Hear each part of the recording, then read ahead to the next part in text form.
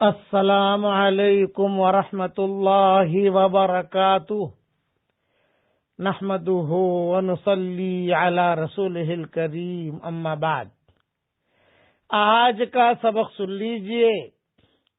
آج کے سبق کی سرخی ہے حضرت محمد صلی اللہ علیہ وسلم کی خاندان کی سیرت، پارٹ 1۔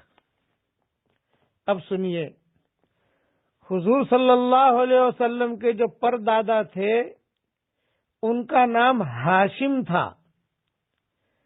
بہت ذہین اور بہت سمجھدار تھے، بہت خیر خیرات کرتے تھے۔ تجارت کے لیے یہ شام جایا کرتے تھے۔ ایک مرتبہ مکہ مکرمہ سے شام جا رہے تھے، راستے میں مدینہ منورہ میں قیام کیا اور قیام کر کے بازار میں کوئی چیز خریدنے کے لیے گئے۔ وہاں ایک لڑکی پر نظر پڑی۔ لڑکی بہت خوبصورت تھی، اس کے چہرے سے شرافت ٹپک رہی تھی۔ تو یہ ہاشم نے لوگوں سے پوچھا کہ یہ لڑکی کسی کے نکاح میں ہے یا اس کی تاریخ کیا ہے، کون ہے یہ لڑکی؟ تو لوگوں نے کہا کہ یہ مطلقہ ہے۔ کیا نام ہے اس کا؟ کہا اس کا نام سلمہ ہے۔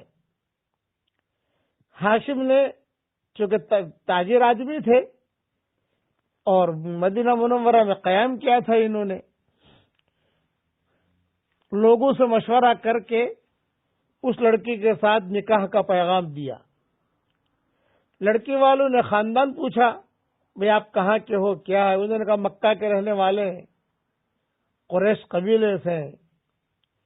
خیر، اللہ کا کرنا ایسا ہوا کہ یہی مدینہ منورہ میں ان کی شادی ہو گئی سلمہ سے۔ ہاشم کی شادی سلمہ سے ہو گئی۔ کچھ دن قیام کیا، حمل ٹھہرا۔ اب یہ ہاشم غزہ کی طرف چلے گئے، فلسطین، شام، اس علاقے میں چلے گئے تجارت کے لیے۔ وہاں کوئی غزوہ وغیرہ ہوا، وہیں پر یہ ہاشم شہید ہو گئے۔ ان کے ذہن میں یہ بات تھی کہ واپس جب آؤں گا مدینہ منورہ ٹھہر کر بیوی کو لے کر مکہ مکرمہ چلا جاؤں گا، لیکن خدا کا کرنا ایسا ہوا کہ وہیں شہید ہو گئے، وہیں ان کی قبر بن گئی۔ اب سلمہ کے پیٹ سے عبد المطلب پیدا ہوئے۔ تو عبد المطلب جب پیدا ہوئے تو ان کے سر کے اوپر سفید بال تھا ایک۔ جب یہ پیدا ہوئے سفید بال تھا تو سب نے کہا کہ شیبہ شیبہ شیبہ، یہ تو بوڑھا ہے، یہ تو بوڑھا ہے۔ علماء نے ایک بات لکھی ہے کہ بڑھاپے سے پہلے کوئی بوڑھا ہو جائے یہ اس کی ترقی کی علامت ہوتی ہے، روحانی ترقی، کہ بہت بڑا آدمی بنے گئے۔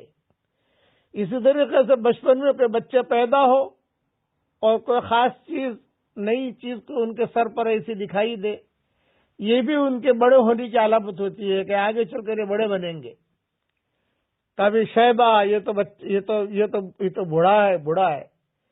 اب سلمہ اور یہ عبد المطلب، یعنی ماں اور بیٹا، یہ دونوں کے دونوں یہی مدینہ منورہ میں قیام کیا انہوں نے۔ اور ہاشم، ان کا انتقال ہو گیا، شہید ہو گئے، وہاں انتقال ہو گیا اور غزہ میں دفن ہو گئے۔ مکہ والوں کو پتا چلا کہ اس طریقے سے حادثہ ہوا ہے، اور شادی بھی کی تھی انہوں نے۔ تو عبد المطلب کے جو چچا تھے، ہاشم کے بھائی، ان کا نام بھی مطلب تھا۔ یہ آئے مدینہ منورہ اپنے بھتیجے کو لینے کے لیے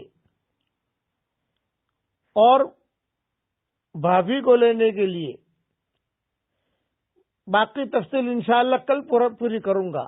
یہ ساری تفصیل میری کتاب بکھرے موتی انشاءاللہ جلد 13 آ رہی ہے، اس میں دیکھ لی جائے اوپر کے حوالوں کے ساتھ۔ یہ پورا قسطوار میں بیان کروں گا حضور صلی اللہ علیہ وسلم کے خاندان کا کہ کس طریقے سے خاندان چلا۔ اللہ تعالی حضور صلی اللہ علیہ وسلم کی سنتوں پر چلنے کی ہم سب کو توفیق عطا فرمائے، آمین۔ اب پڑھ لیجئے میرے ساتھ، یا مقلب القلوب ثبت قلبی علی دینک، یا مصرف القلوب صرف قلبی الی طاعتک۔ حضور صلی اللہ علیہ وسلم یہ دعا بہت پڑھا کرتے تھے۔